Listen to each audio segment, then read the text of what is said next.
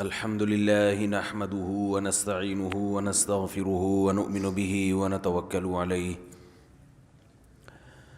ونعوذ بالله من شرور أنفسنا ومن سيئات أعمالنا من يهده الله فلا مضل له ومن يضلل فلا هادي له ونشهد أن لا إله إلا الله وحده لا شريك له ونشهد أن سيدنا وحبيبنا وشفيعنا وسندنا محمدًا عبده ورسوله صلى الله تعالى عليه وعلى آله وأصحابه وبارك وسلم تسليمًا كثيرًا أما بعد فأعوذ بالله من الشيطان الرجيم بسم الله الرحمن الرحيم ومن أعرض عن ذكري فإن له معيشة ضنكا ونحشره يوم القيامة أعمى قال رب لم حشرتني أعمى وقد كنت بصيرا قال كذلك أتتك آياتنا فنسيتها وكذلك اليوم تنسى وقال النبي صلى الله عليه وسلم الكيس من دان نفسه وعمل لما بعد الموت.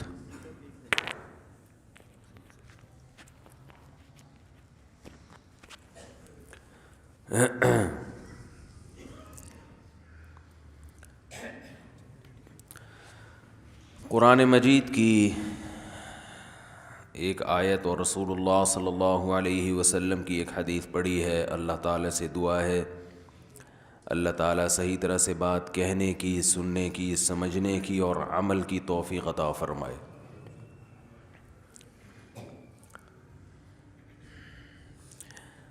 جو میں نے قرآن مجید کی آیت پڑھی ہے اس میں اللہ تعالیٰ کا ارشاد ہے وَمَنْ أَعْرَضَ عَنْ ذِكْرِي، جو بھی میری یاد سے اعراض کرے گا یعنی مجھے یاد نہیں رکھے گا فَإِنَّ لَهُ مَعِيشَةً ضَنْكًا، اس کو ایک ایسی زندگی ملے گی جو بہت تنگ ہوگی.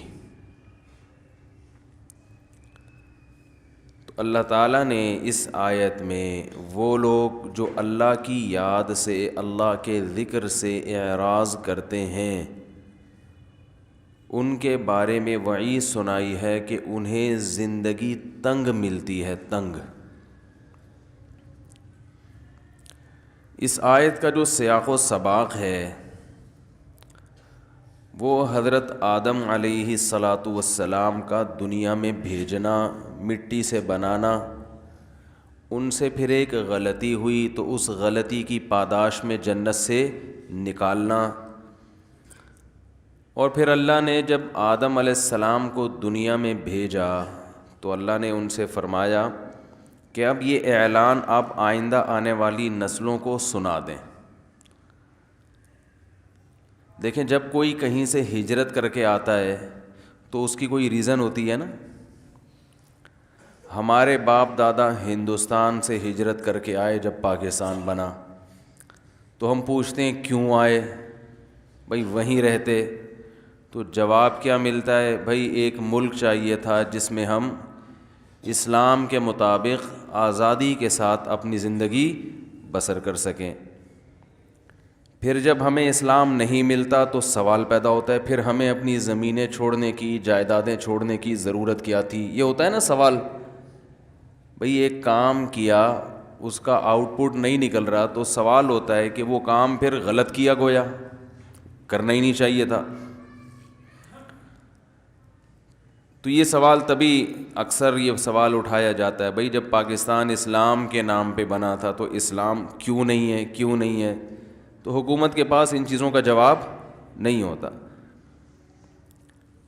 اب اگر حکومت یہ جواب دے کہ اسلام کے نام پہ بنا ہی نہیں تھا تو یہ بھی غلط ہو جائے گا. اگر یہ جواب دے کہ بنا تو اسلام کے نام پہ تھا مگر غلطی ہو گئی تھی، اب ہم اس کو سیکولر بنانا چاہتے ہیں، تو یہ جواب صحیح ہوگا. واہ بھائی لاکھوں لوگ شہید ہو گئے، اب آپ کہہ رہے ہو کہ غلطی ہو گئی. وہ جیسے ہے نا ایک آدمی نے ایسے اپنے بازو نا ایسے جیسے باڈی بلڈر ہوتے ہیں نا ایسے دکھائے اور کسی مشہور بلڈر کا نام لیا اور کہا آئی ایم فلاں، کوئی بلڈر ہوگا بڑا. دوسرے نے کہا آئی ایم، کوئی اس سے بڑے بلڈر کا نام لے لیا، آئی ایم مثلاً بلڈر نہیں کراٹے مین کا، آئی ایم بروس لی، ایک ایسے لات ہوا میں گھمائی. تو تیسرے نے ان دونوں کو ایک مکہ لگایا اور کہا کہ آئی ایم سوری. صحیح ہے نا، یو آر بروس لی اور یو آر کچھ بھی لگا دیں اس کے آگے، اینڈ آئی ایم کیا ہوں، سوری. تو ایسے ہی لاکھوں لوگ شہید ہو گئے. ابھی پرسوں کسی نے بتایا کہ ان کے رشتہ دار جب 1948 میں مائیگریٹ کر کے آئے تھے، 15-20 افراد میں صرف 2 زندہ بچے، باقی سب راستے میں ہندوؤں کے ہاتھوں شہید ہو گئے. تو بڑی قربانیاں ہیں لوگوں کی پاکستان بنتے ہوئے. اب آپ اگر کہیں کہ بھائی اس میں اب جس اسلام کے لیے یہ قربانی دی گئی وہ اسلام کہاں ہے، تو گورنمنٹ کہتے ہیں I am sorry, we are sorry, ہم سے غلطی ہو گئی، نہیں بنانا چاہیے تھا. تو یہ جواب درست ہوگا بھائی؟ غلط ہوگا. تو اسی طرح جب اللہ نے آدم علیہ السلام کو جنت سے دنیا میں بھیجا، اس مکھی کو کوئی کنٹرول کرے یار، ٹھیک ہے نا؟ یہ رفیع بھائی آپ کے علاوہ کوئی کنٹرول نہیں کر سکتا اس کا.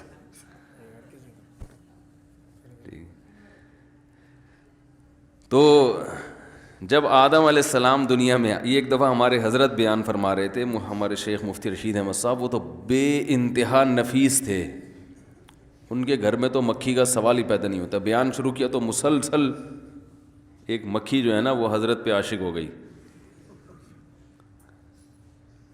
تو وہ کنٹرول میں ہی نہیں آئی کسی سے.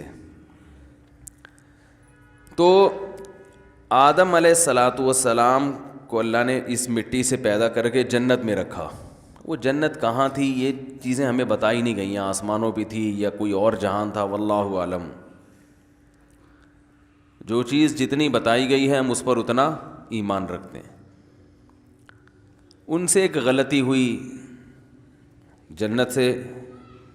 کبھی غلطی کے لفظ پہ توہین انبیاء کا کیس نہ بن جائے میرے خلاف. آج کل عشق رسول کا ایک یہی بہترین طریقہ ہے کہ الفاظ پکڑ پکڑ کے توہین کے فتوے لگاتے رہو. بہرحال آدم علیہ السلام سے اب تو غلطی ہو گئی، کیونکہ میں نے بول دیا نا غلطی ہوئی، اب تو رجوع کا آپشن بھی نہیں ہے، ٹھیک ہے. تو وہ اللہ نے منع کیا اس درخت سے مت کھاؤ، آدم علیہ السلام نے کھا لیا. اور کھایا کیوں؟ قرآن نے اس کی وجہ بیان کی ہے. شیطان حضرت آدم علیہ السلام کے پاس آیا اور کہا هل ادلک علی شجرۃ الخلد وملک لا یبلی، میں ایسے درخت کا پتہ نہ بتاؤں جسے کھانے کے بعد موت ختم ہو جائے گی، ہمیشہ جنت میں رہو گے. ابھی یہ جنت تو ہے لیکن موت بھی تو ہے نا. ویسے تو جنت میں موت نہیں ہے لیکن اس وقت تھی، اب نہیں ہے. اور ایسی حکومت ملے گی جو کبھی ختم نہیں ہوگی. تو آدم علیہ السلام کے سامنے شیطان نے حضرت آدم اور حوا دونوں کو بہکایا. جب میاں بیوی دونوں کا ویژن ایک ہو نا تو بات بنتی ہے. دونوں کی رائے الگ الگ ہو تو کوئی ایک کام بھی نہیں ہوتا گھر میں. غلطی پر دونوں جمع ہو جائیں تو غلطی ہوگی، نیکی پر جمع ہو جائیں تو نیکی. میاں کچھ اور چاہ رہا ہے، بیگم کچھ اور چاہ رہی ہے، تو اس گھر میں نہ خیر پھیلے گی نہ شر، صرف اس میں پھڈے پھیلیں گے. سمجھ رہے ہیں؟ کسی ایک بات پہ جمع ہی نہیں ہوتے کہ اس کو کیا بنانا ہے، بچوں کو کیا بنانا ہے، اس پہ لڑ رہے ہوتے ہیں. وہ مولوی بنانے کے چکر میں ہوتا ہے، وہ اداکار بنانے کے چکر میں. دونوں کے جو ویژن ایک دوسرے کے بالکل اپوزٹ. تو اس سے بچہ نہ کوئی فنکار بنتا ہے اور نہ کوئی عالم بنتا ہے، وہ فسادی بن جاتا ہے بس. تو یہ نکاح سے پہلے دیکھ لیا کریں کہ جہاں پیغام بھیج رہے ہیں دونوں کی رائے اور سوچ ایک جیسی ہے یا نہیں ہے، تو وہ ورنہ معاملہ بڑا خراب ہو جاتا ہے. تو آدم علیہ السلام کے ساتھ شیطان نے حضرت حوا کو بھی سمجھایا. وہ شیطان ڈیڑھ ہوشیار، اس کو پتہ تھا کہ دونوں میں سے ایک کو سمجھایا، دوسرے کی سمجھ میں نہیں آیا تو بات بنے گی نہیں. مثلاً اماں حوا کہتی کہ نہیں کھانا، اللہ نے منع کیا درخت کھانے سے، آدم علیہ السلام کہتے کھانا ہے، تو دونوں میں جھگڑا ہوتا نا. درخت کھائے نہ کھائے جھگڑے کی وجہ سے جنت سے نکل جاتے. اللہ میاں کہتے کہ یہاں تو میں نے تم دونوں کو رکھا تھا آپس میں محبت کے لیے, اس پہ بھی تم لڑ رہے ہو, تو یہ تو جنت کا ماحول خراب ہو رہا ہے. اور درخت کھا کر تو توبہ کے ذریعے تلافی ممکن تھی, جب آپس میں جھگڑا ہوتا نا تو توبہ کر لیتے, مگر جھگڑا ختم, دنیا میں آنے کے بعد پھر جھگڑا کر رہے ہوتے کہ تم نے مجھ سے جھگڑا کیا تھا جس کی وجہ سے اللہ نے ہمیں جنت سے نکالا. دیکھو شیطان نے جنت سے نکلوایا تو شیطان سے پھڈا ہو گیا قیامت تک کے لیے. اب اگر آدم علیہ السلام کہتے کھاؤ, اماں ہوا کہتی ہیں نہیں کھاؤ, اور پھر کھا لیا جاتا تو اماں ہوا کہتی آپ کی وجہ سے جنت سے نکالا گیا ہے, تو وہ پھڈا قیامت تک چلتا, وہ ختم ہونے والا نہیں تھا. سب یہی کہہ رہے ہوتے, ہر عورت اپنے میاں پہ بلی ڈالتی. تو اللہ تعالیٰ نے کی حکمت تھی بہرحال اس میں کہ دونوں ایک رائے پہ جمع ہو گئے, بھائی کھانا ہے یا نہیں کھانا ہے, دونوں کی ایک رائے, اور شیطان نے دونوں کو ورغلایا اور کہا کہ میں ایسے درخت کا پتہ بتاتا ہوں کہ تم اسے کھا لو گے تو ہمیشہ زندہ رہو گے. انسان کی طبیعت ہے کہ جس چیز سے روکا جاتا ہے نا اسی کا تجسس اس کے دماغ میں پیدا ہوتا ہے کہ یار کچھ تو ہے بھائی ساری چیزیں. اب انسان یہ نہیں دیکھتا کہ اتنی طرح طرح کی نعمتیں, حلال لذتیں اللہ نے حلال کی, ایک چیز کو کہہ دیا تو اسی کے پاس جانے کی کیا ضرورت ہے. لیکن شیطان کا وار آپ دیکھو, شیطان اسی چیز کی رغبت دل میں ڈالتا ہے اور اس میں کچھ یعنی اس کو ایسا مزین کر کے پیش کرتا ہے کہ انسان کو لگتا ہے کہ اصل لذت تو اللہ نے رکھی ہی اس میں ہے, حالانکہ ایسا ہوتا نہیں ہے. یعنی شیطان نے یہ دھوکے میں ڈال دیا کہ یہ ایسا درخت ہے جسے کھانے سے اس لیے روکا جا رہا ہے کہ ہمیشہ ہمیشہ جنت میں رہو گے, موت کا تصور ہی ختم ہو جائے گا. یہ گویا ایک ہوتا ہے نا آب حیات, یہ ثمرہ حیات ہے, یعنی ایسا پھل ہے ثمر حیات کے جسے کھانے سے زندگی ملتی ہے. آدم علیہ الصلاۃ والسلام شیطان کے ورغلانے میں آ گئے. انبیاء سے غلطی نہیں ہوتی, غلطی کا مطلب گناہ نہیں ہوتا, مگر ایک خطا انبیاء سے ہو سکتی ہے, وہ یہ کہ اجتہادی غلطی جسے کہا جاتا ہے. اور انبیاء کی جو اجتہادی غلطی ہے اللہ اس پہ بھی ان کو ایسے ہی پکڑتے ہیں جیسے کسی عام شخص کو حقیقی غلطی پر. تو علماء نے لکھا ہے کہ اس جنس کے بہت سارے درخت تھے. وہ درخت کیا تھا ہمیں نہیں پتا, وہ لوگوں نے کہا گندم تھا, اللہ ہی بہتر جانے کیا تھا. گندم کا تو ویسے بھی درخت ہوتا ہی نہیں ہے,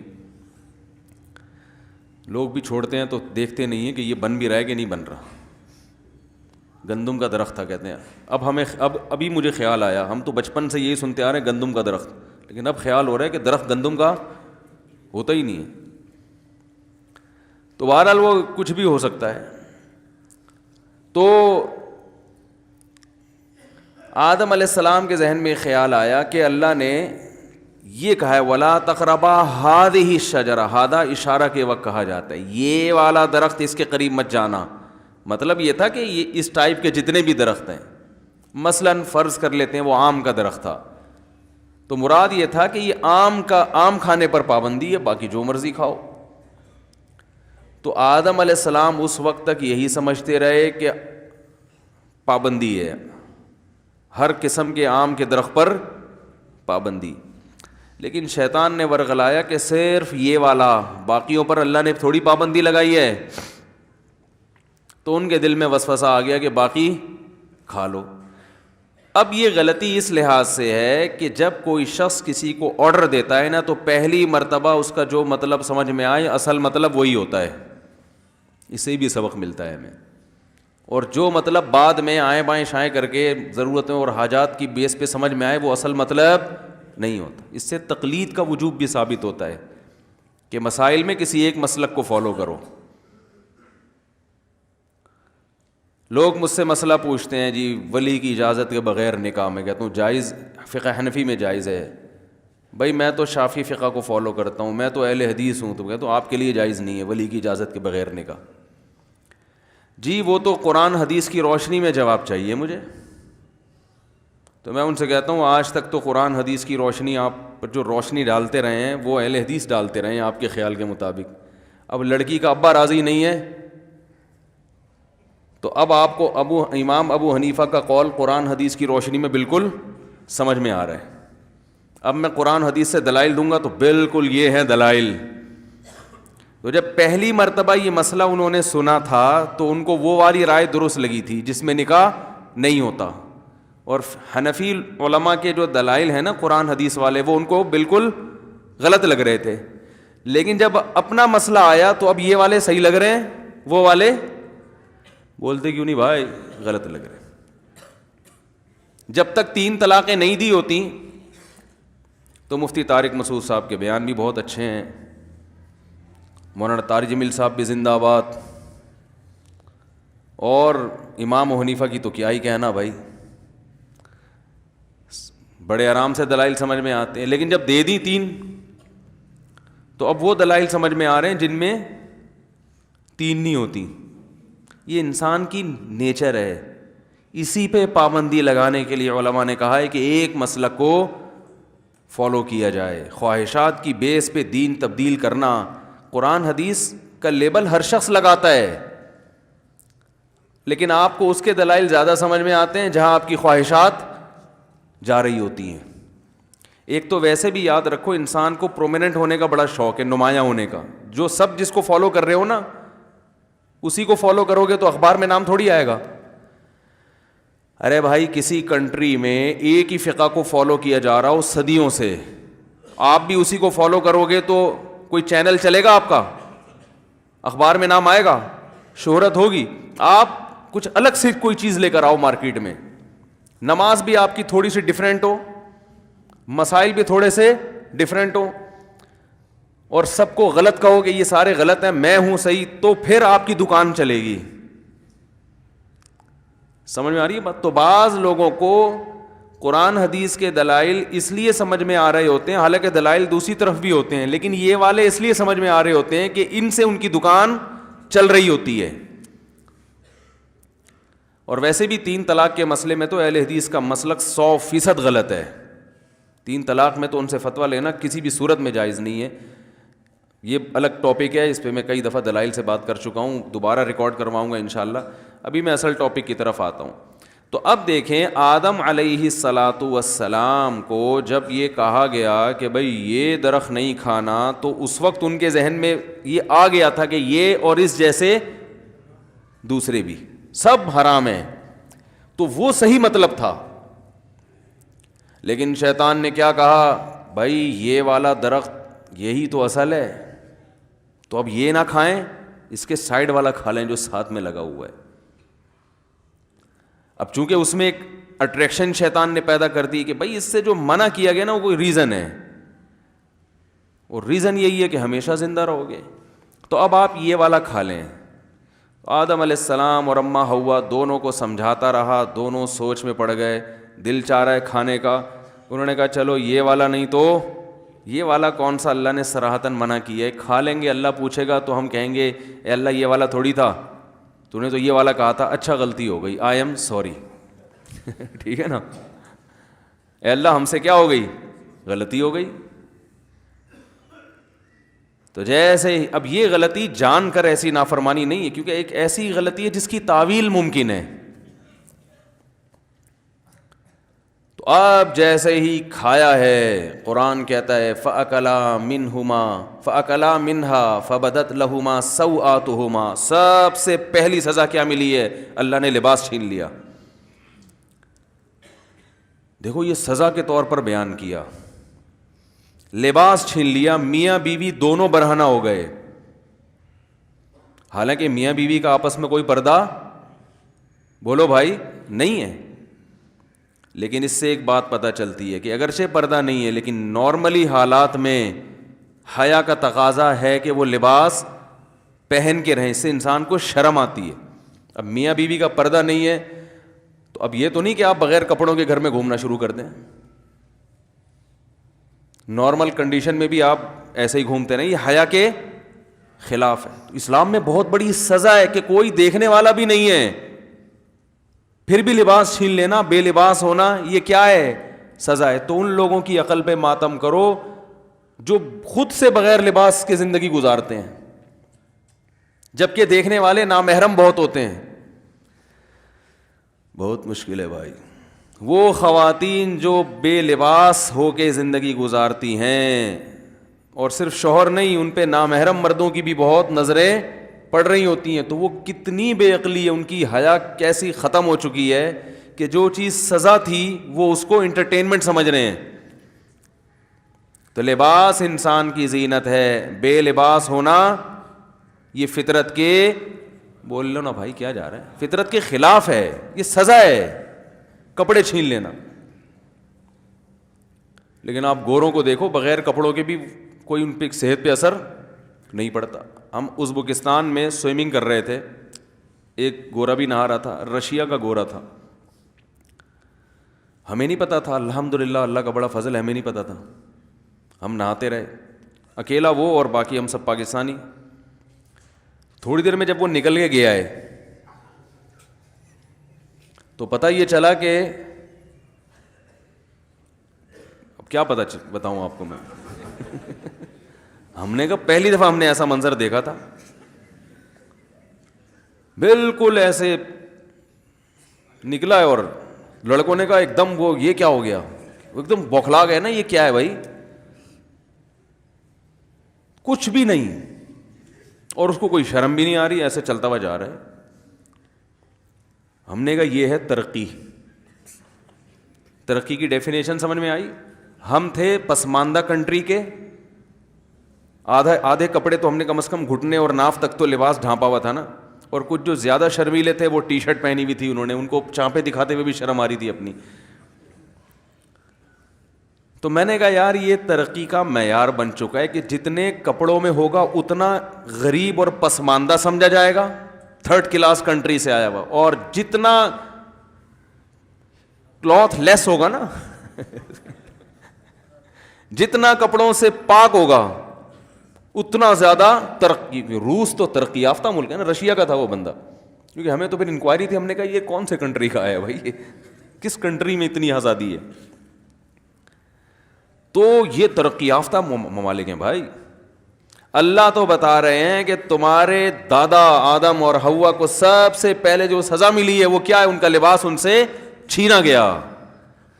وَطَفِقَا يَخْصِفَانِ عَلَيْهِمَا مِنْ وَرَقِ الْجَنَّةِ, اور قرآن کے الفاظ دیکھو, فوراً جنت کے درختوں کے پتے توڑ کر اپنے جسم کو ڈھانپنے لگے. شرم آ رہی تھی ان کو, ایک دوسرے سے حیا آ رہی تھی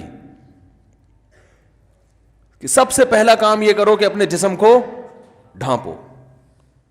تو یہ ننگا پن جو آج کل عورتوں میں آ رہا ہے, مردوں میں آ رہا ہے, چڈے پہن پہن کے گھوم رہے ہیں, یہ کوئی تہذیب نہیں ہے میرے بھائی, یہ سزا ہے, یہ تہذیب نہیں ہے.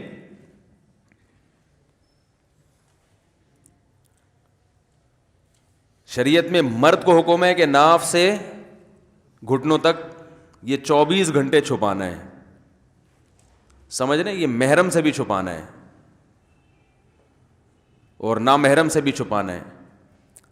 اور عورت کو حکم یہ ہے کہ وہ اپنے چہرے اور دونوں ہاتھوں کی کلائیوں کے علاوہ پورا ڈریس نامحرم سے ہر وقت چھپائے. اور فتنے کا اندیشہ ہو تو چہرہ چھپانا بھی فرض ہے. اور جوان عورت کو چونکہ فتنے کا اندیشہ ہے, لہذا اس کے بارے میں فتویٰ یہی ہے کہ اس پر چہرے کا پردہ فرض ہے. جو یہ کہتا ہے جوان عورت کے چہرہ چھپانا فرض نہیں ہے, اس میں فتنہ نہیں ہے, تو وہ پاگل ہے. سارا فتنہ کہاں سے ہوتا ہے؟ تو چہرے سے ہوتا ہے. تو یہ اسلام کا ایک بنایا ہوا نظام ہے, کرنا پڑے گا. اور اسی طرح جو خواتین گھر میں رہتی ہیں جہاں سب محرم ہوں, تو ٹھیک ہے وہاں چہرہ بھی کھول سکتی ہیں, کلائیاں بھی کھول سکتی ہیں, لیکن کھول سکنے کا مطلب یہ نہیں کہ کھولیں. پراپر ڈریس یہی ہے کہ پورا جسم پہ لباس ہو. آج کل مسئلہ یہ ہے کہ نئے نئے لوگ جو علم حاصل کرتے ہیں نا, علم میں عمق اور گہرائی نہیں ہوتی, بس وہ قرآن اور حدیث کی ظاہری نصوص کو دیکھ کر فتوے لگاتے ہیں. دیکھیں اللہ تعالیٰ نے مرد کو حکم دیا ناف سے لے کے گھٹنے تک ڈھانکنا ضروری ہے. تو اب اس کا یہ مطلب ہے کہ آپ میں یہاں بنیان پہن کے آ جاؤں ہے بھائی, یا آپ گھر میں بس ناف سے گھٹنوں تک کی ایک چادر باندھیں اور اوپر چانپیں واپیں پسلیاں وسلیاں وہ ساری دنیا دیکھ رہی ہو, یہ اچھا لگے گا؟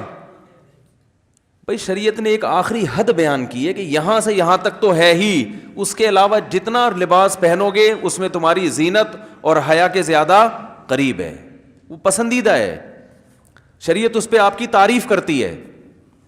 اسی طرح یاد رکھیں عورت کا جو ڈریس ہے وہ محرم یعنی اپنے بھائی اور باپ کے سامنے کلائیاں کھول سکتی ہے, پنڈلیاں کھول سکتی ہے, گردن کھول سکتی ہے, سر کے بال کھول سکتی ہے. یہ گنجائش دی ہے شریعت نے, ترغیب نہیں ہے. گنجائش اس لیے کہ لا تو قیامت تک کے لیے بنتا ہے نا, ترغیب یہی ہے کہ بھائی پراپر ڈریس میں رہے. جب باپ آئے جوان بیٹی کے سامنے تو بیٹی کو چاہیے کہ سر پہ بولو نا بھائی چادر لے لے, چاہیے, ترغیب ہے اس کی. یہ پراپر ڈریس ہے مسلمان عورت کا. عرب کنٹریز میں خواتین کے ڈریس ایسے ہو گئے ہیں کہ الامان والحفیظ, اور جب ان سے کہا جاتا ہے کہ یہ کیسا ڈریس ہے, اتنی فٹنگ کے کپڑے اور یہ کلائیاں کھلی ہوئی ہیں اور ہاف سلیو بلکہ سلیو لیس کپڑے پہنے ہوئے ہیں, تو کہتی ہیں بھائی سے پردہ کہاں ہے, قرآن حدیث میں دکھاؤ. بھائی بھائی کے سامنے پورے بازو کا چھپانا فرض ہے, قرآن حدیث میں کہاں ہے؟ تو میں ان سے سوال پوچھتا ہوں قرآن حدیث سے دکھاؤ کسی ایک صحابیہ نے یہ ڈریس پہنا ہو. تو جواب ملتا ہے کہ وہ ان کا کلچر ہے. یہ مغربی یلغار ہے. جب حیا ختم ہو گئی نا معاشرے میں حیا ختم ہو گئی تو قرآن حدیث کی تشریحات کے اصول بھی بولو بھائی چینج ہو گئے. تو یہ بالکل ایسا ہی ہے جیسے جب کوئی یہ دلیل دیا کرے نا کہ بھئی یہ سلیو لیس کپڑے پہن کے بھائی کے سامنے آنا جائز ہے کیونکہ بازوؤں کا بھائی سے پردہ نہیں ہے, تو ان سے بولا کریں کہ بھائی کو بھی چاہیے کہ وہ چڈی میں آپ کے سامنے آ کے بیٹھا کرے, کیونکہ وہ اس پر بھی یہ جو اوپر کی باڈی ہے اس کا پردہ فرض نہیں ہے. تو کبھی مجبوری میں نہا دھو کے آدمی باہر نکلا تو چلو ٹھیک ہے, لیکن نارملی کوئی مرد ایسا نہیں کرتا. اب یہ الگ بات ہے مرد پراپر ڈریس پہن رہا ہے اور اس کے لیے اس کو قرآن و حدیث سے دلیل نہیں چاہیے.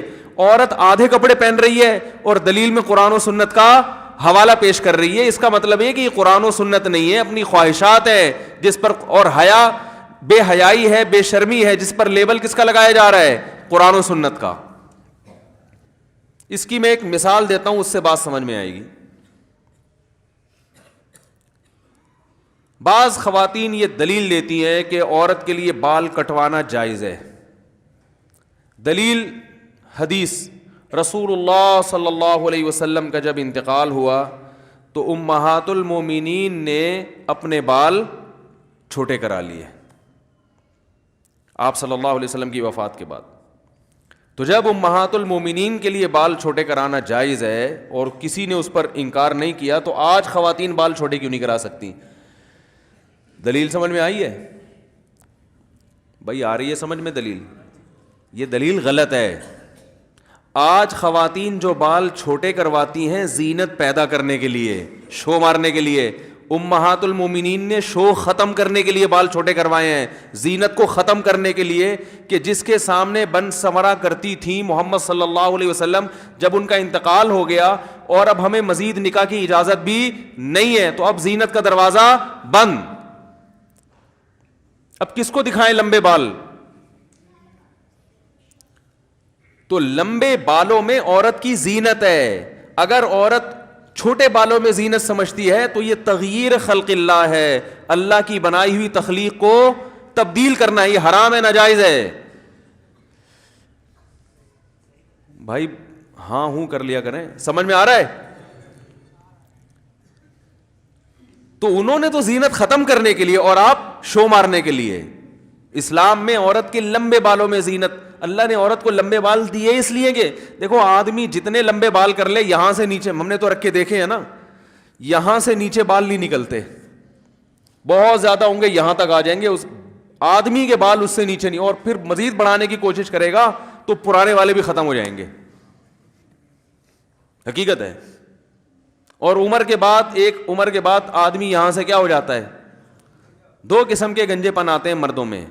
کچھ لوگ ہوتے ہیں یہاں کے بال رہتے ہیں, بیچ سے گنجے ہو جاتے ہیں, یہ پھر بھی غنیمت ہے, کیونکہ بیچ میں تو کوئی دیکھتا نہیں ہے نا جھانک کے. اور کچھ ایسے ہوتے ہیں یہاں سے ایئرپورٹ بننا شروع ہوتا ہے, یہاں تک پہنچ جاتا ہے وہ. یہ ہر مرد کے ساتھ ہوتا ہے,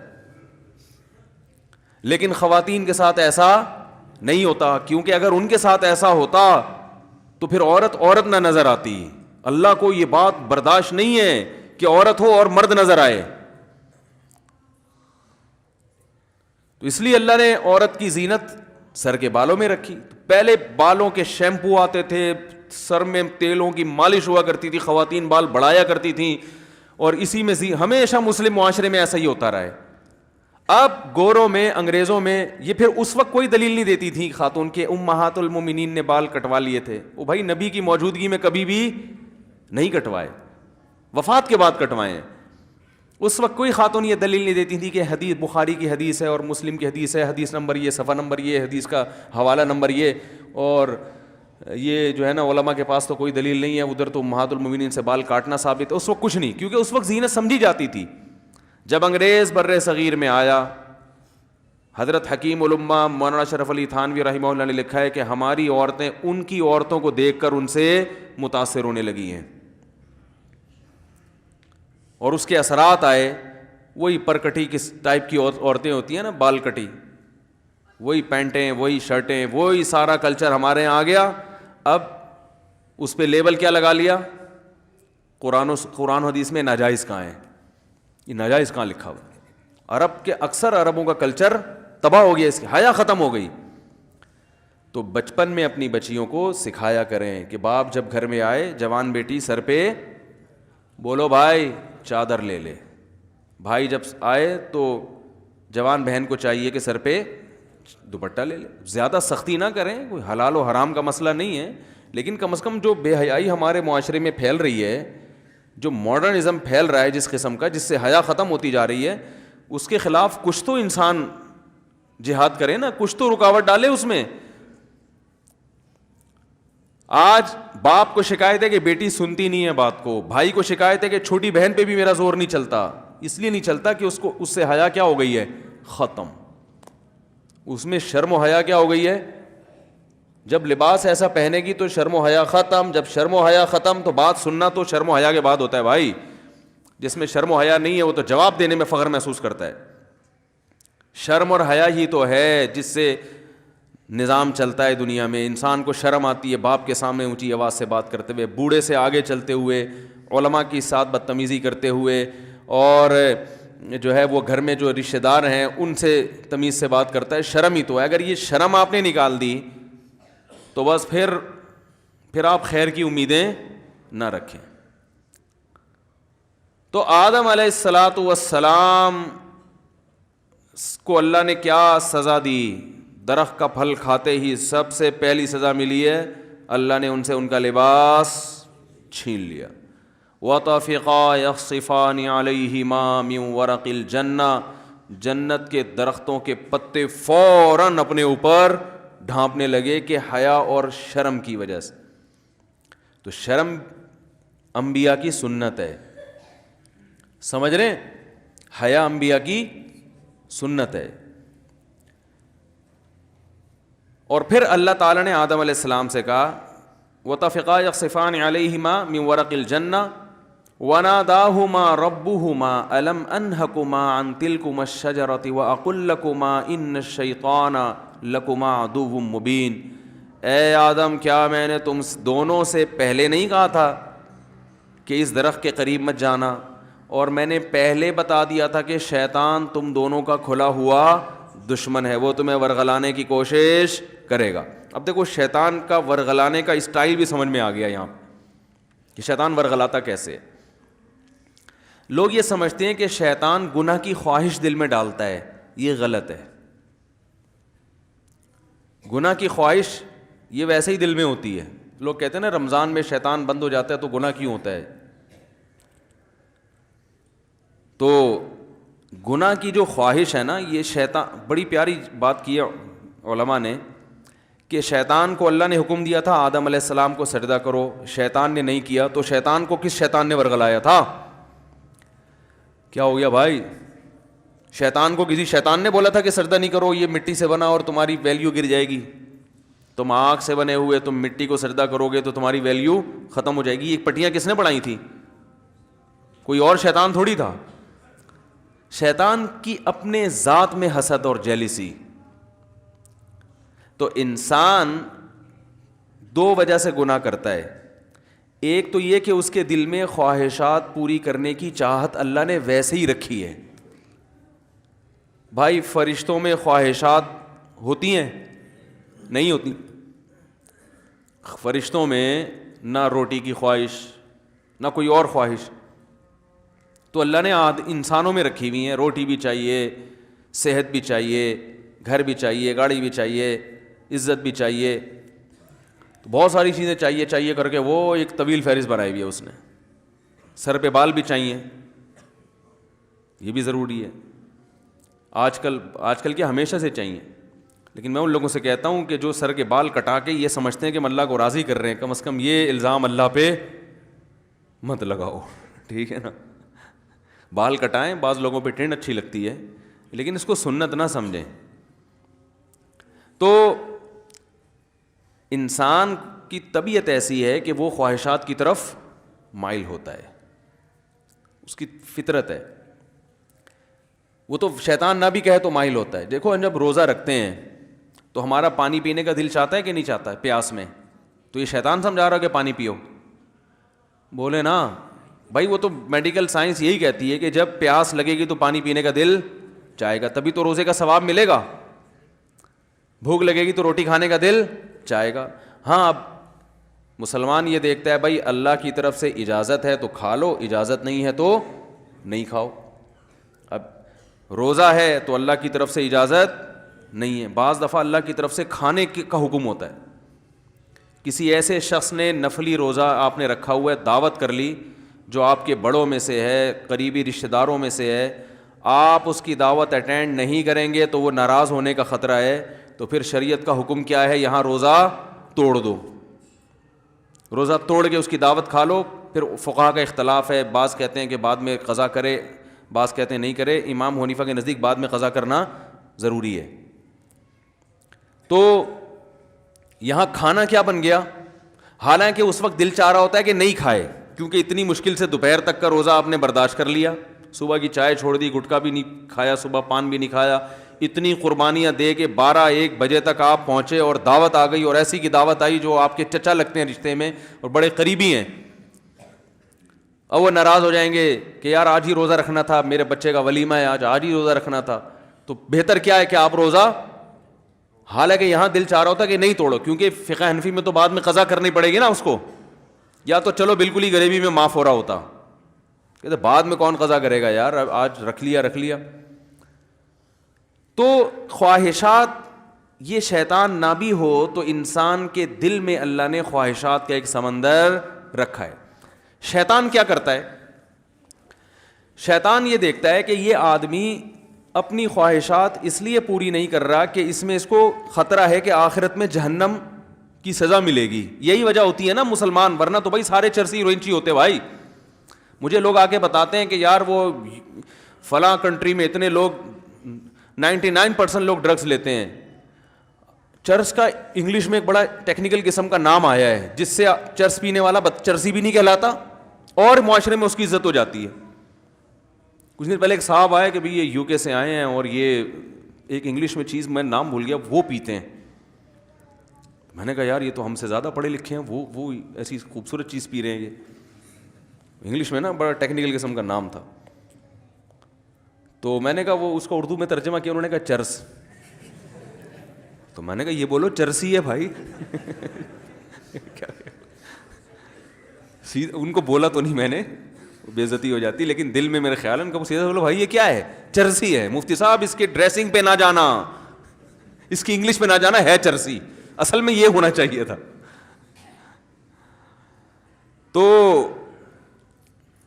اب کیا ہے کہ وہ وہاں تو بہت زیادہ نشہ ہے نا، تو لوگ کہتے ہیں وہ اتنا نشہ کرتے ہیں, ہر آدمی شراب پیتا ہے, ہر آدمی زنا کر رہا ہے. تو میں کہتا ہوں بھائی وہ تو کریں گے, جب ان کا خیال ہے کہ زنا پہ کوئی سزا ہی نہیں ملنے والی ہے بھائی, تو 2 دن کی زندگی کوفت سے کیا فائدہ, لائف کو انجوائے کرو, وہ صحیح کر رہے ہیں اپنے حساب سے. رہا یہ مسئلہ کہ وہ چرس پی رہے ہیں, ڈرگس لے رہے ہیں تو صحت برباد ہو رہی ہے, وہ کہہ رہے ہیں بھائی صحت بچا کے, مزے کے لیے صحت بچانی ہے نا, تو جب صحت برباد کرنے میں زیادہ مزہ آ رہا ہے تو صحت بچا کے کرنا کیا ہے, کیا خیال ہے؟ ٹیپو سلطان کا قول تھا نا, شیر کی 1 دن کی زندگی گیدڑ کی 100 سال کی زندگی سے بہتر ہے.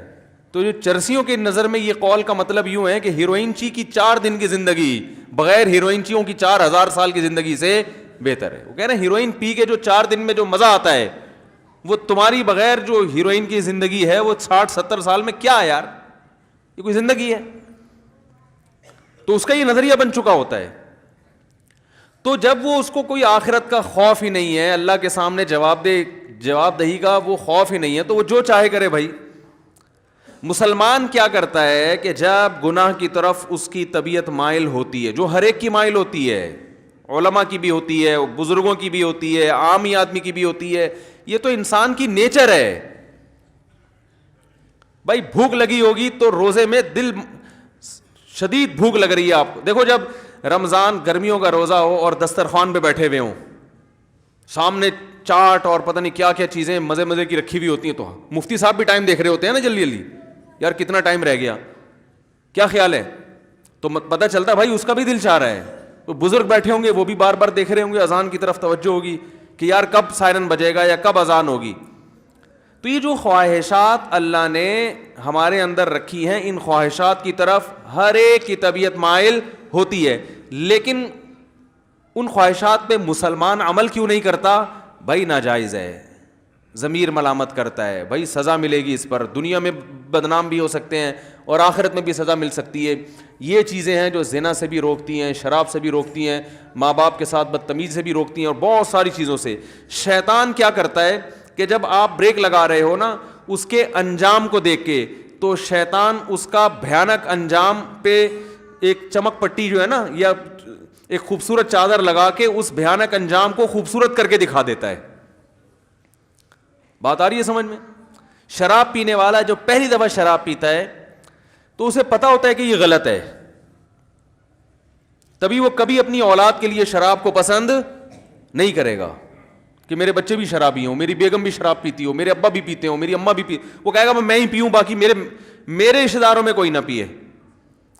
تو پہلی دفعہ جب شیطان اس کو شراب پلواتا ہے, اسے پتا ہوتا ہے کہ یہ انسان کو پتا ہوتا ہے یہ غلط ہے, اس کا انجام برا ہے, سے جگر خراب ہو جاتا ہے, اور پھر عادت پڑ جاتی ہے, جو نہیں ملے گی تو دماغ خراب ہوگا, اور قتل بھی ہو جاتے ہیں, سب واقعات اس کے سامنے ہوتے ہیں. لیکن وہ یہ کہہ کے پیتا ہے کہ شیطان اسے کہتا ہے اگر تم نے یہ لذت حاصل نہیں کی اور اس کے بغیر ہی دنیا سے چلے گئے تو یہ مزہ تو بولو بھائی رہ گیا. بعض دفعہ یہ کہتا ہے پی لو 1-2 دفعہ سے کیا ہوتا ہے توبہ کر لینا. بعض دفعہ یہ کہتا ہے تمہاری ٹینشنیں اتنی ہیں کہ شراب کا جو نقصان ہے وہ نقصان اتنا زیادہ نہیں ہے جتنا یہ ٹینشن تمہیں نقصان دے رہی ہے, تو علاج کے طور پر پی لو, یہ ٹینشن تو ختم ہوگی نا.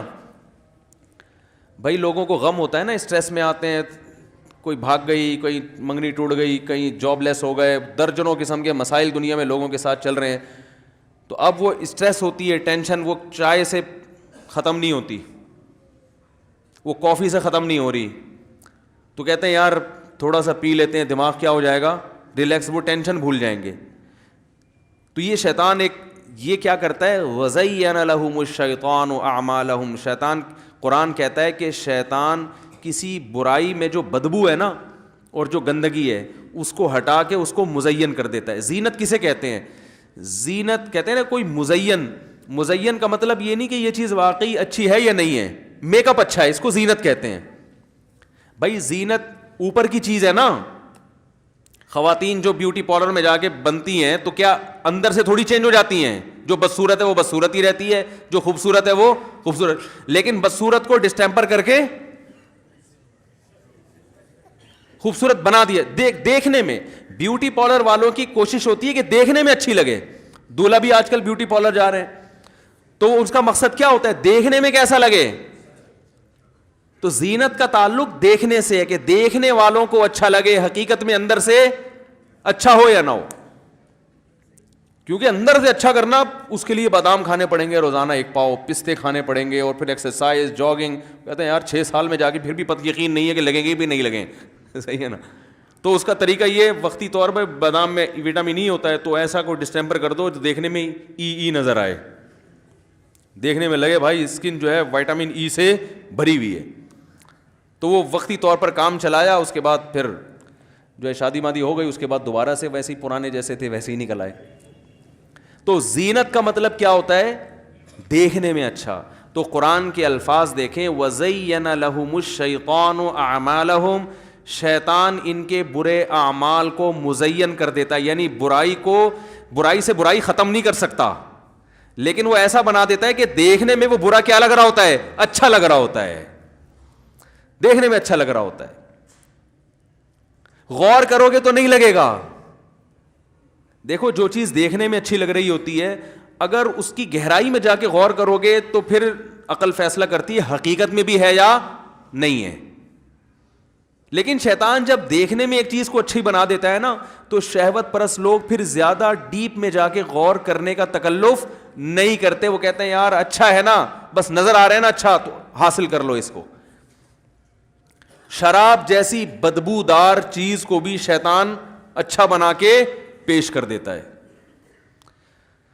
ہمارے ایک دوست ہیں یو ایس اے میں بہت زیادہ رہے ہیں, وہ ایک بات کہہ رہے تھے, انہوں نے کہا ایک ورکشاپ کروا رہے تھے وہ, اس میں انہوں نے ایک بات بتائی. انہوں نے کہا یہ جو شرابی لوگ فلموں میں نظر آتے ہیں نا, حقیقت میں ایسے بولو بھائی نہیں ہوتے.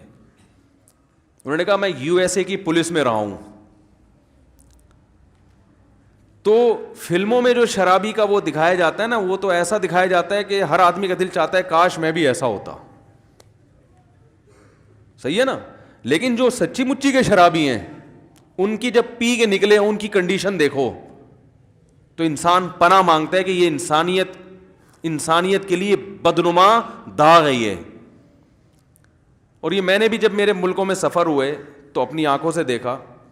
ہم تھائی لینڈ میں کہیں جا رہے تھے, تو اتوار کی رات تھی نا, اتوار کی رات کو وہ لوگ انجوائے, ہمارے ہاں دیکھو ویکینڈ کو انجوائے کرتے ہیں مدنی مسجد جا کے, چلو جی آج حاجی صاحب کا بیان سن کے آؤ. ایسا ہی ہوتا ہے نا, کتنا اچھا معاشرہ ہے ہمارا یار, 10 برائیوں کے باوجود. محرم کی 3 چھٹیاں آ رہی ہیں, سروزے پہ نکل لو.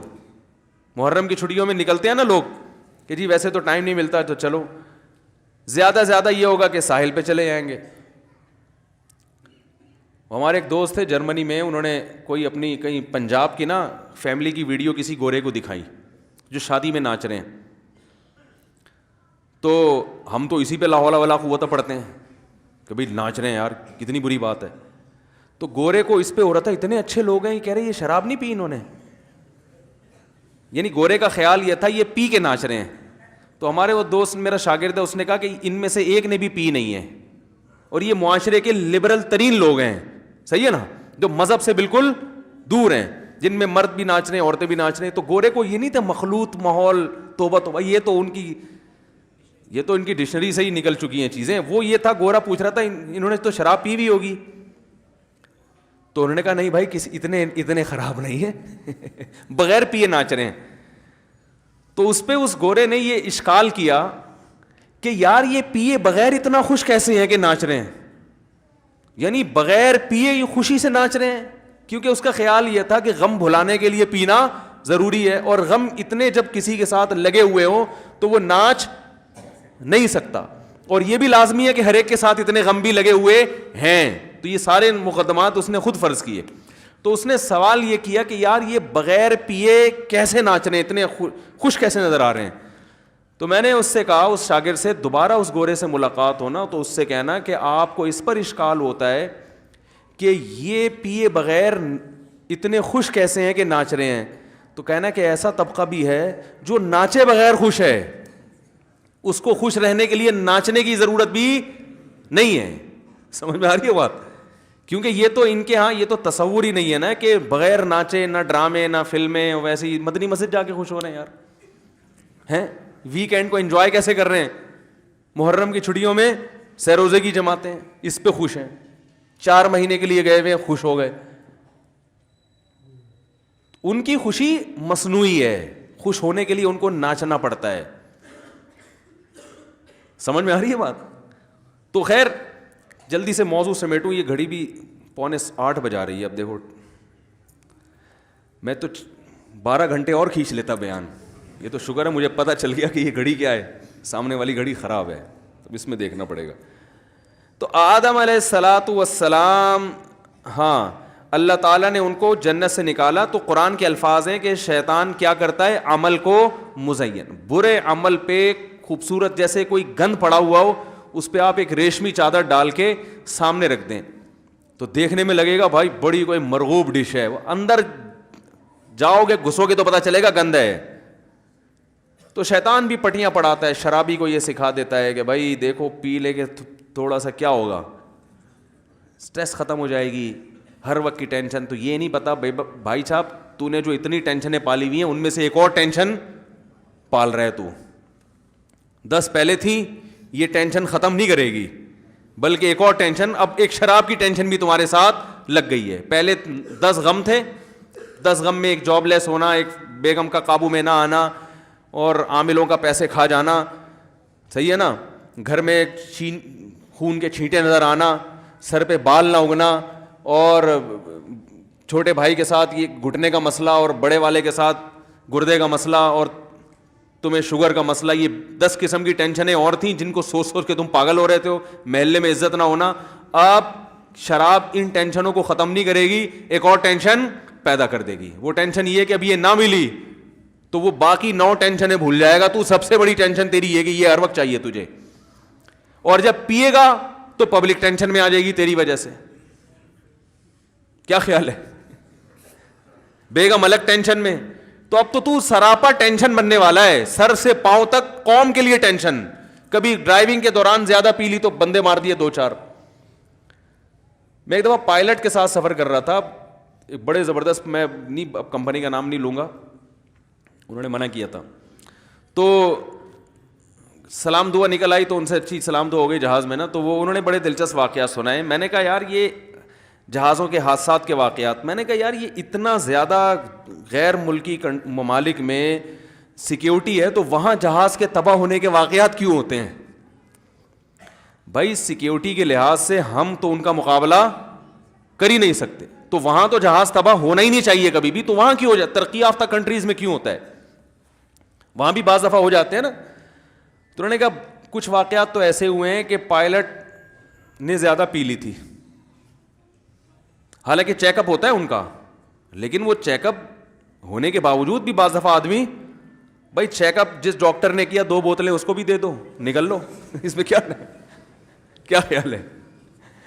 اب ان چیزوں پہ گرفت ممکن تھوڑی ہے, کچھ بھی ہو سکتا ہے کھلا پلا کے. تو وہ زیادہ پی لی, اس سے وہ پائلٹ بہک گئے. بعض دفعہ ایسا ہوتا ہے کہ وہ ٹینشن ہے اتنی نا. انہوں نے ایک واقعہ سنا ہے کہ ایک واقعہ ایسا ہوا کہ پائلٹ اتنی ٹینشن میں تھا کہ اس نے خودکشی کا ارادہ کر لیا. تو اس نے کہا اکیلے مناسب نہیں ہے, قوم کو ساتھ لے کے جاؤ. تو وہ یا کوئی قوم سے کوئی پھڈا ہو گیا ہوگا, کیا ہوگا وہ جہاز میں. بہرحال اس نے کیا کیا, جہاز کا رخ نیچے کر کے اور وہ دوسرے کو بھی اپنے ساتھ کچھ سنگا دیا یا کیا کیا, مجھے پورا واقعہ کئی سال پرانا انہوں نے یہ واقعہ ہے. اور وہ نکل لیے واش روم میں, واش روم میں جا کے کنڈی لگا دی, جہاز جا رہا ہے, اب پبلک چیخ رہی ہے بھائی نکالو اس کو باہر, لاک کر دیا ہے, کیا کر دیا واللہ عالم. تو بھائی مذہب کا ہونا بہت ضروری ہے. مذہب آپ کو ٹینشنوں سے لڑنے کا حکم دیتا ہے, ٹینشنوں کے سامنے ہتھیار ڈالنے کی اجازت نہیں دیتا, تسلیاں دیتا ہے. خودکشی کرنے والا کو بھی تو شیطان مزین کر دیتا ہے نا, کتنی بڑی برائی ہے, خود بھی مر رہے ہو, لوگوں کو بھی ٹینشن میں ڈال رہے ہو, لیکن خودکشی کرنے والے کے اس برائی کو شیطان مزین کر دیتا ہے کہ بھائی مر جاؤ گے تو ٹینشن ختم. حالانکہ ٹینشن تو بڑھے گی مرنے کے بعد, ختم تھوڑی ہوگی, اللہ کے سامنے حساب دینا پڑے گا. تو شیطان کی عادت یہ ہے کہ وہ برائی پہ اچھائی کا لیبل لگا کے, جیسے ہم لوگ ہر مشین پہ میڈ ان جاپان لکھ کے بیچ دیتے ہیں نا, مجھے ایک دفعہ بلڈ پریشر کی مشین چاہیے تھی اوریجنل کے چکر میں پورا کراچی پھرا ہوں میں.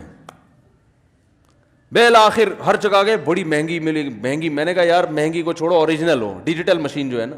تو ایک شاپ پہ گئے, اس نے کہا یہ آپ چونکہ مفتی صاحب ہیں, جھوٹ نہیں بول سکتے, یہ سچی مچی کی اوریجنل جاپان کی. تو ہم ابھی لینے ہی لگے تھے کہ پڑوسی نے آنکھ ماری نا مجھے, جو وہاں قریب میں تھا نا, اس کے پاس گیا, اس نے کہا اوریجنل نہیں ہے. اس نے کہا یہی میرے پاس بھی ہے لیکن میں نے آپ کو نہیں دی کہ آپ کے بیان سنتے ہیں ورنہ ہم بھی یہی لوگوں کو پہنا رہے ہیں, لیکن آپ کے چونکہ بیان سنتے ہیں تو اس لیے میں نے کہا کہ یہ لکھا ہوا ہے میڈ ان جاپان, لکھنے پر گورنمنٹ کی طرف سے کوئی پابندی نہیں, کچھ بھی لکھ دو کسی کے اوپر. تو شیطان ہر برائی کو مزین کر دیتا ہے. جھوٹ بول کے لوگ تجارت کرتے ہیں. ایک صاحب نے مجھے کہا میں جاب کرتا ہوں, میرا بزنس ہے کپڑے کا نا, تو میں بیچتا ہوں تو مجبوراً کو جھوٹ بولنا پڑتا ہے کیونکہ آج کل اس کے بغیر بزنس نہیں ہے. میں نے کہا ٹھیک ہے, پھر لوگوں کو بھی بتا دو کہ چونکہ بزنس نہیں چل رہا تو تم جب لوگوں سے کوئی چیز خریدو تو ان کو بتا دو کہ تم بھی مجھے جھوٹ بول کے بیچا کرو, کیونکہ بزنس تمہارا بھی نہیں چل رہا, صرف تم ہی اکیلے ٹھیکیدار تھوڑی ہے دنیا میں جس کا بزنس چلنا چاہیے. بھائی تم اپنے لیے بھی لوگوں کو اجازت دے دو کہ میں چونکہ جھوٹ بول کے بیچتا ہوں اس لیے کہ سچ بول کے کاروبار ممکن نہیں ہے. تو تمام حضرات سے گزارش ہے کہ جن جن کا کاروبار نہیں چل رہا وہ تمام ٹوپیاں مجھے پہنایا کریں آئندہ سے. تو جو دوسرے کے لیے جب جھوٹ, یہ دلیل دوسرے کے حق میں تو سمجھ میں نہیں آ رہی, اس پہ الزام لگائیں گے جھوٹ بولتا ہے جھوٹ بولتا ہے. جب خود بولنے کی باری آئے گی تو بولیں گے یار اس کے بغیر بزنس ہوتا نہیں ہے. تو یہ ساری شیطان کی حرکتیں ہیں جو برائی پہ اچھائی کا لیبل لگا لگا کے خواتین پہ آزادی کے نام پہ, ہم ماڈرن ہیں, آزاد ہیں, کپڑوں سے آزاد کر دیا ان کو. خواتین کی آزادی سے فائدہ کون اٹھا رہا ہے؟ بولو بھائی, مرد اٹھا رہے ہیں فائدہ.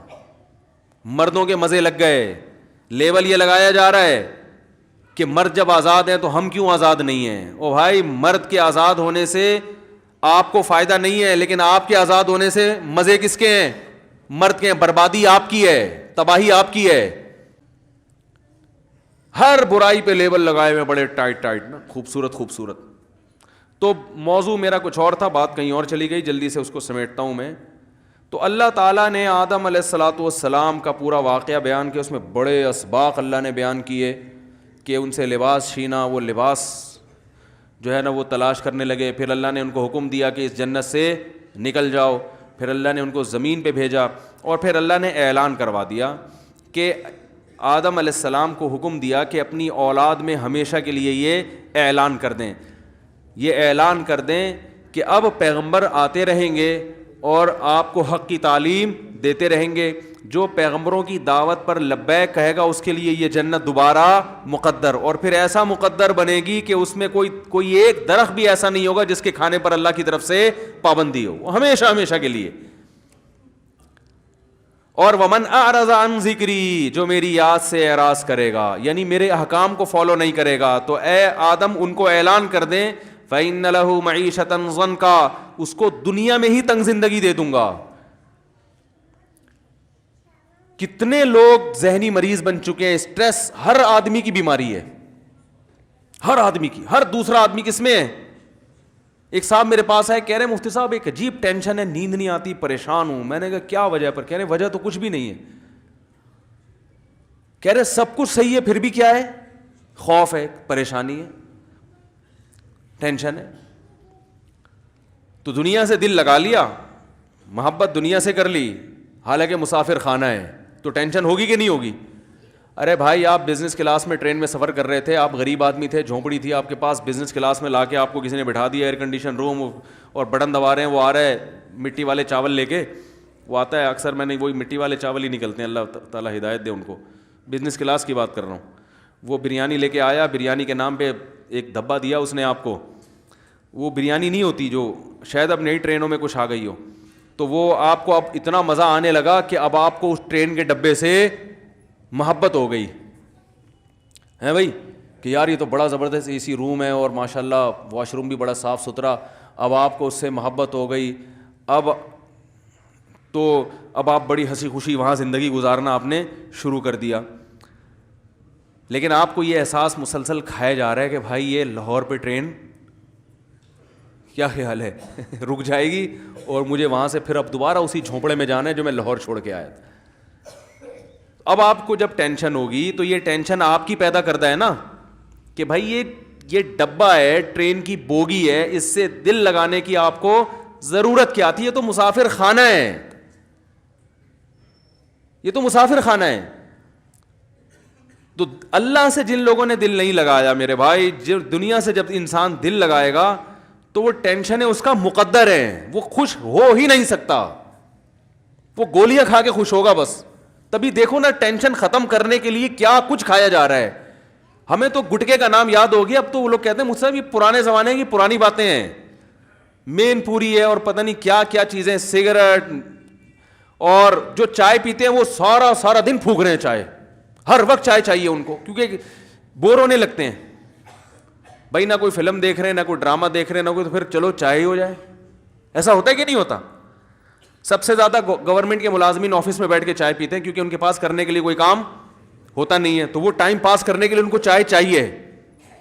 گورنمنٹ کے جتنے ملازمین ہیں سوائے ان لوگوں کے جو میرا بیان سن رہے ہیں, آپ جا کے دیکھیں جب بھی جائیں گے وہ چائے یا تو منگوا رہے ہوں گے یا پی رہے ہوں گے. وجہ اس کی یہ کہ کرنے کے لیے کام ہی نہیں ہے, تو چائے چائے چائے 24 گھنٹے چائے پیتے رہیں گے. پیشاب ہر تھوڑی دیر میں پیشاب آ رہا ہے جی. تو یہ سب اس کی علامتیں کہ آپ اوپر سے جو سیٹنگ ہے وہ کیا ہو چکی ہے, آؤٹ ہو چکی ہے. اوپر کی سیٹنگ اللہ نے قرآن میں وعدہ کیا کہ آؤٹ کروں گا میں لازمی. وہ اس لیے کہ جب تم میری یاد سے اعراض کرو گے تو اوپر کی سیٹنگ کبھی بھی صحیح نہیں ہو سکتی.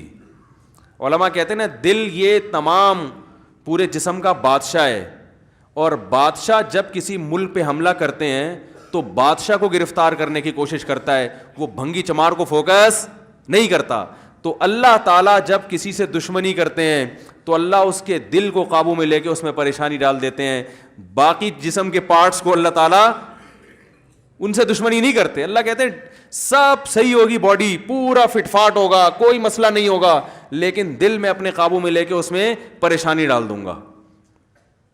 تو اللہ تعالیٰ سے دعا کرنی چاہیے بھائی, اللہ تعالیٰ ہماری اس زندگی کو صحیح سمت میں لے کے جائے. اور یہ جو آدم علیہ السلام کا واقعہ ہے نا, اس پہ آج کل کچھ لوگ اعتراض کرتے ہیں.